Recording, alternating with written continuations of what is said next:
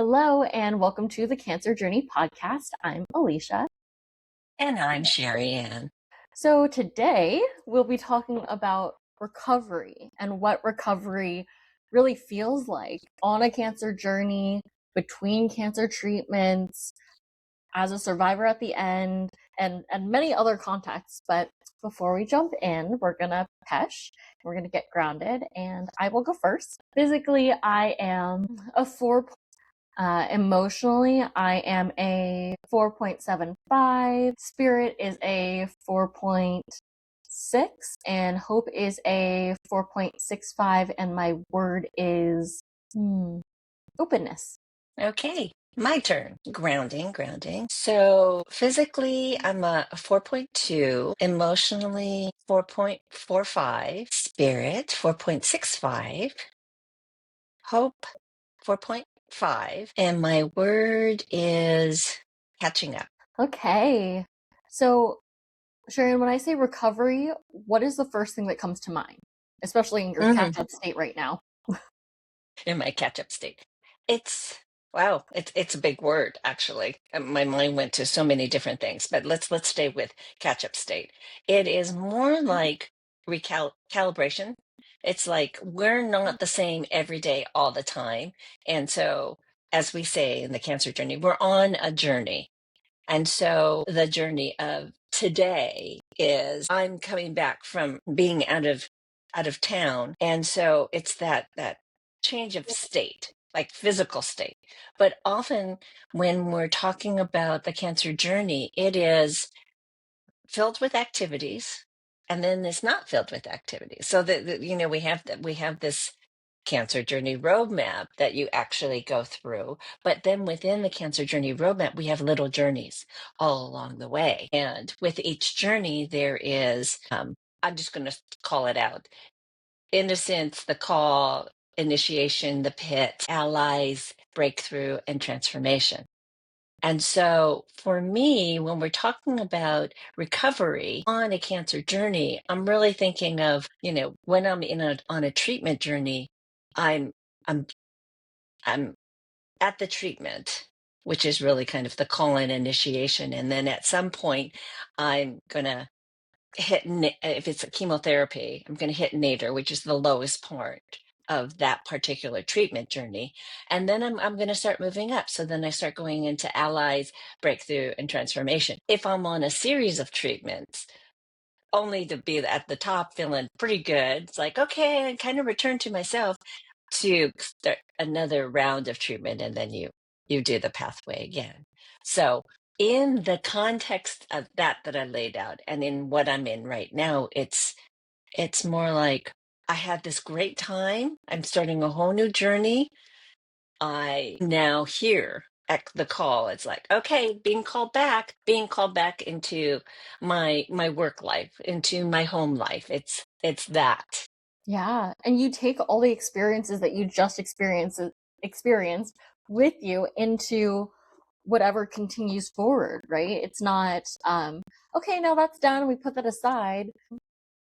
Every experience and journey and trip or whatever it is that kind of feels like a break from your everyday, it influences and it becomes a part of how you traverse the next steps when you re-enter a space that feels a little bit more familiar. It's not something that gets tossed aside by any means at all. And so when you're talking about that recovery, like healing comes to mind, the word healing, like rediscovering wholeness again. Rest comes up a lot for me when we think about like recovery and anticipation, but kind of, I mean, you get to choose what the anticipation is. I think that one way or another, there is this sort of anticipation about what comes next, whether it's exciting or anxiety building. That's kind of a perspective choice, and it's up to you.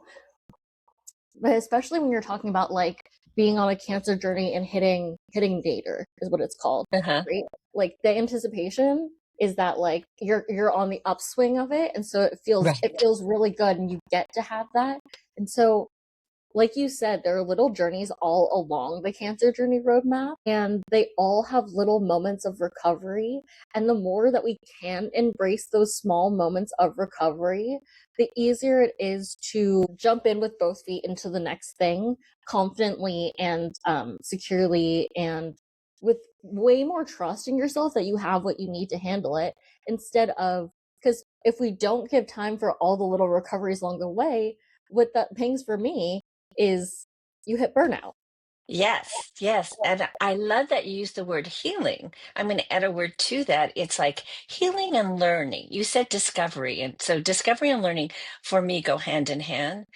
We know that the cancer journey is a journey of change. We say that all the time. It's impossible to be the person that you were at the very beginning, even though we hope and we wish for, can I go back to normal? Can I go back to how it was? We cannot. And that is because of the journey and because of the recovery and the learning and the discovery, or the discovery and the learning. It's that something's always happening and we can choose to and not choose to discover or learn from it, but it's going to happen anyways.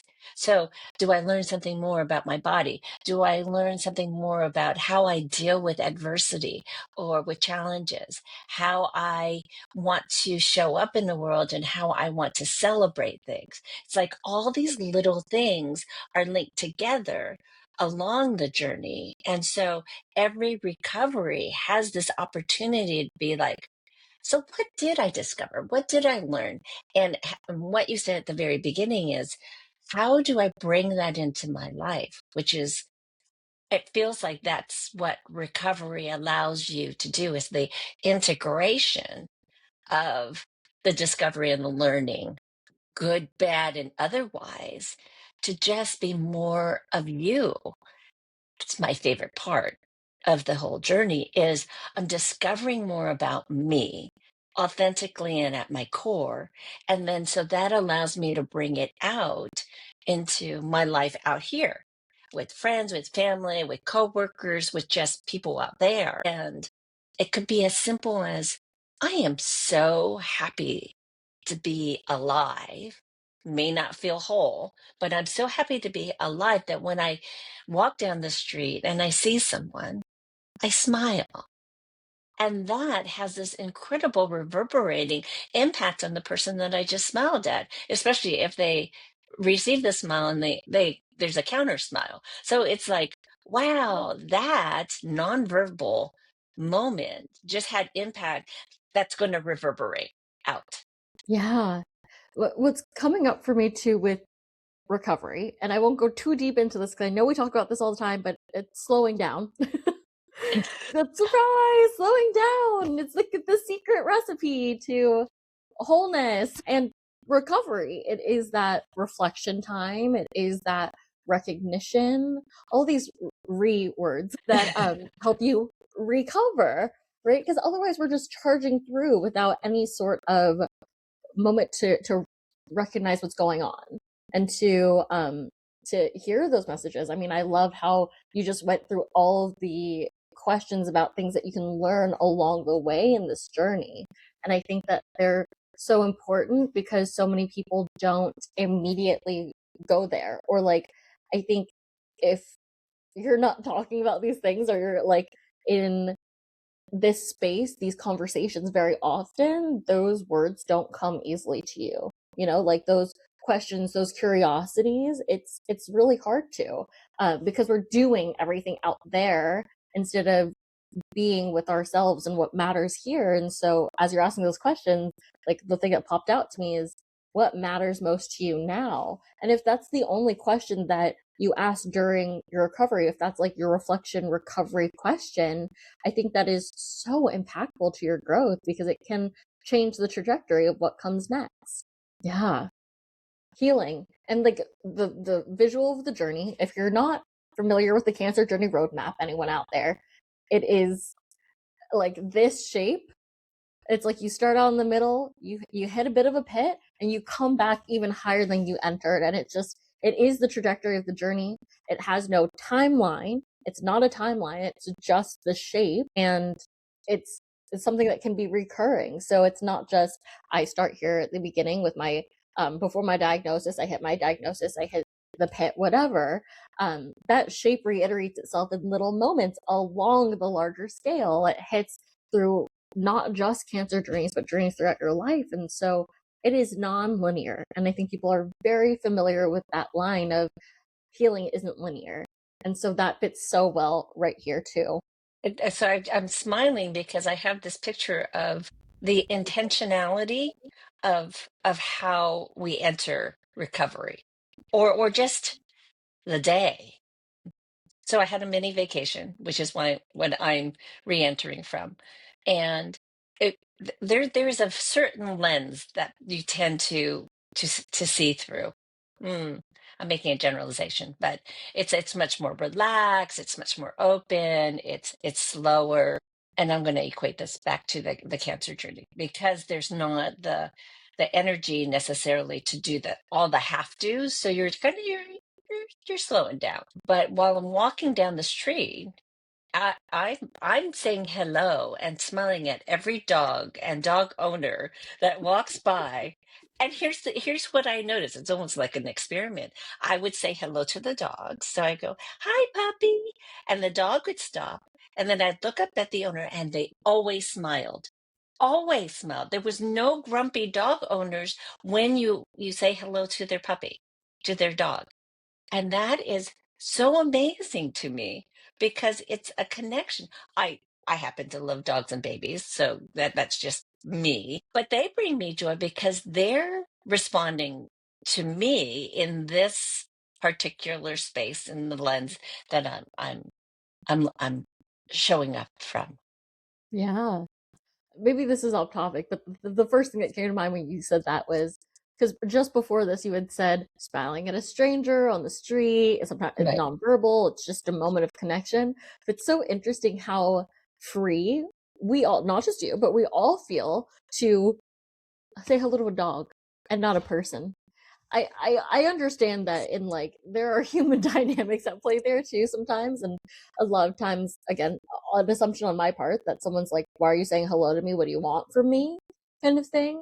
So I understand that human dynamic too, but there is no expectation when it comes to a dog really, except for like, hello, maybe I give you a pet, like there's not that same kind of buy-in, and it's really interesting to me the freedom that comes with that. So even that moment to be able to take away this joy from it, and it's easy to recognize the joy in that connection because it's so easy, it comes so naturally.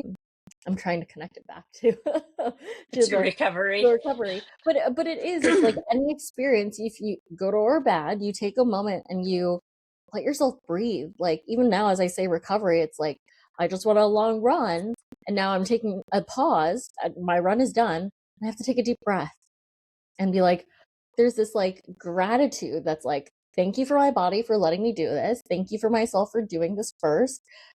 Maybe it wasn't always the greatest interaction, like running around. Maybe it was, something didn't go the way I wanted it to, or maybe everything went right. But there is this moment of like, whew, it's almost like a bit of accomplishment, regardless of what the judgment of what just happened was. So same thing with the dog, right? It's like after you walk away from that dog, you're like, that was like a little, there's like that recognition, that moment where you're like, that was nice. Like I loved that. And you get to realize that for yourself. I think we really don't take the time to really think about how lovely those moments can be. Those moments of connection with animals or ourselves or other people or whatever it is, to just see what that did for us. And so that recovery too matters just as much. Yep. I mean, I could still feel that. I mean, obviously, I'm very much a dog person, so I find joy in being around dogs. Partly because my experience is like they're happy, they're happy, they're angry, they're scared, they're scared. I mean, it's very clean Mhm. in terms of emotional intelligence. So I like that. I also think that the knowing that you have that connection with dogs, right? Like if you didn't have all these many experiences with dogs, say that you're someone who like has never had an experience with a dog except for on the street, and then you when they decide like that dog is really cute, I'm going to say hello, and maybe their owner will let me pet them, and I pet them, and you realize after this interaction, in the recovery of this interaction, if you will, that you're like, dogs actually bring me a lot of joy. And then you start to bring that more into your life. Maybe you like offer to watch someone else's dog, or you volunteer at a shelter with dogs, or possibly end up getting a dog yourself. That recognition of, I actually really liked that, and like I love what I get from interacting with the dog, and I want it in my life, can be a message for you, something you learn along your journey that helps you with future journeys. Maybe you had that interaction with a dog, you love a dog, you grew up with dogs or something like that, you get a dog when you're older. Say you're going through a cancer experience, part of your healing can be having a pet as a companion too, to help heal you. And it's something that is well, I mean, it's an ally, absolutely. So what I'm saying is that in these experiences, if you have that moment of recognition recovery that tells you what you do and don't like, it can become an ally in your healing later on, not just with cancer, but with other things. You have, a stressful breakup. Well, you have this dog that you love that you get to be around and have help you through the healing of the next stage, right? Whatever the next hard hit moment is, you have your allies that help you bring you out of it and remind you that there's so much life in you. There's so much more to you than whatever this really like intense pit moment was, that you can then take all these lessons with you to make the next one even easier of a recovery. Yes, I love that you said that, because what came up for me while you were talking is form and function. So the form is in this conversation is the dog, and the experience is the function. It's like, what does that give me? And it gives me joy. It gives me kind of playfulness, delight. I'm losing my voice. Connection, care. I mean, it's all those things. So as I'm recovering, it's like, so that's what I need. The form was the dog, but really the function of being with the dog or interacting with the dog is all of those other words that I said. So now taking that all the way out, if I'm now finishing up my cancer journey, and now I'm back to re-entering into life. Now I'm making that jump over. We can come back to just recovery, but it's almost like re-entry and recovery from a very traumatic experience. And now, what is it that I really need? And what do I want to bring into my life, or be part of my life? And that's where I'm thinking of form and function. If in fact I do want the playfulness and the joy, and I see that the function is through animals, dogs, yes, that can inform what I want to incorporate into my life. But if it's more oh, I can't have a solo work that I do out there, I need the socialization, I need the interaction, then now that's telling me not what I used to do, which was a desk job behind a computer, but more of a interactive, connecting kind of role. I Yeah. did a big stretch.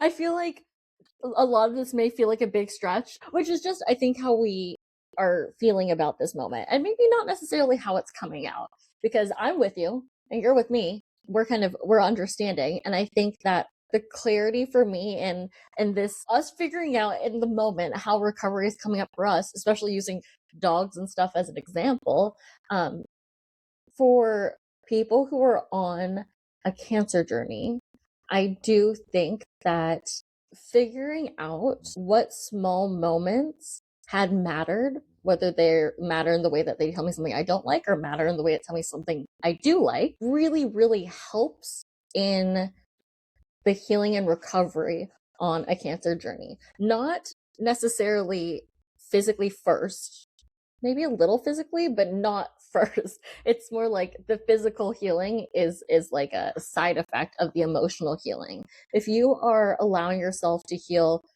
mentally, emotionally, and spiritually, your being has more space to let go of all this stress and tension. I mean, we know that stress, cortisol, leads to your body only healing the things that it just needs to hold on to instead of working to fight this cancer that's in your life. But and so that's where the physical becomes a side effect. If you can lower your cortisol and lower your stress by being more healed mentally, emotionally, and spiritually. But also for people who find it really hard to access their emotions through a cancer journey, what we know in working with a lot of patients, survivors, caregivers, thrivers, is that there is a certain amount of warring up. And so sometimes when people are actively on their journey, they're armored up. They are like, I'm powering through. I'm just getting through this. And they don't have a lot of space to pause to feel their emotions because they're just trying to get through it.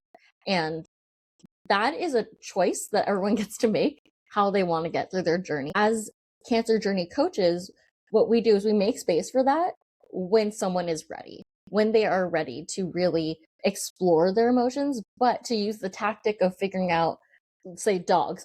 You know, you love dogs, you can help use them as a healing mechanism for yourself instead of going, how do I feel today? Because that can feel so like elusive and evasive to try to be like, how do I feel right now in this moment? A lot of people don't ask themselves that question. But to figure out that a mechanism like dogs can be helpful for you makes it a lot more tangible that healing can still happen, even if you're not as in tune or familiar with recognizing your emotions in the moment. You'll get there with your coach and when you're ready, but there's still ways to heal without having to laser focus on if you can't get that, you can't heal emotionally. Yeah. Well said. Is that a takeaway?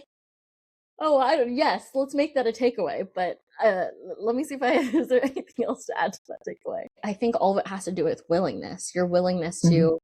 to recognize what you're experiencing. And so, if you are in the midst of a cancer journey, as again a patient, survivor, thriver, caregiver, and you're feeling like I can't have space for this right now. Like I'm actively working through and I'm holding on. It's like I understand where you're at. You can have more support if you want, and you can recognize your emotions here if you want, but that is up to you how you want to do your healing right now.